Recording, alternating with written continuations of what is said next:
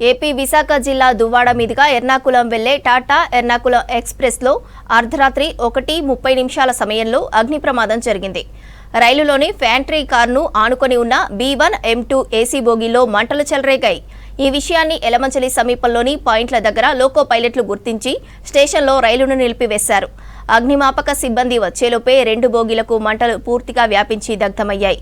ఈ ఘటనతో భయాందోళనకు గురైన ప్రయాణికులు బోగీల్లో నుంచి దిగి స్టేషన్లోకి పరుగులు పెట్టారు. దట్టమైన పొగ వ్యాపించడంతో ఏం జరుగుతుందో తెలియని పరిస్థితి నెలకొంది. B1 బోగీలో ఒకరు సజీవ దహనమైనట్లు అధికారులు తెలిపారు. మృతుడిని విశాఖకు చెందిన చంద్రశేఖర్గా సుందర్గా గుర్తించారు.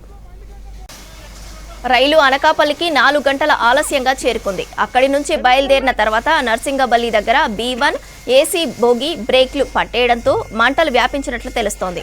అనకాపల్లి, యలమంచలి, నక్కపల్లి అగ్నిమాపక సిబ్బంది ఘటనాస్థలికి చేరుకుని మంటలను ఆర్పడానికి ప్రయత్నించారు. 2 బోగీల్లోని ప్రయాణికుల సామగ్రి మొత్తం కాలిపోయింది. రైల్వే ఉన్నతాధికారులు స్టేషన్కు చేరుకుని పరిస్థితిని సమీక్షించారు. హడావిడిగా అంబులెన్స్లను రప్పించారు. చలిలో సుమారు 2000 మంది ప్రయాణికులు స్టేషన్లో పడిగాపులు కాశారు. ప్రమాదాలతో విశాఖ, విజయవాడ మార్గంలో రైళ్లన్నీ నిలిపివేశారు. అర్ధరాత్రి 3:30 దాటిన తర్వాత రైల్వే అధికారులు కాలిపోయిన 2 బోగీలను తొలగించి ఆయా బోగీలోని ప్రయాణికులను మిగతా బోగీల్లో సర్దుబాటు చేసి రైలును పంపించడానికి ఏర్పాట్లు చేశారు.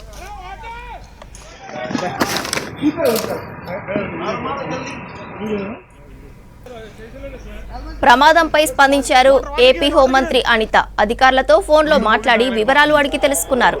గాయపడిన వారికి మెరుగైన వైద్యం అందించాలని సంబంధిత అధికారులను ఆదేశించారు.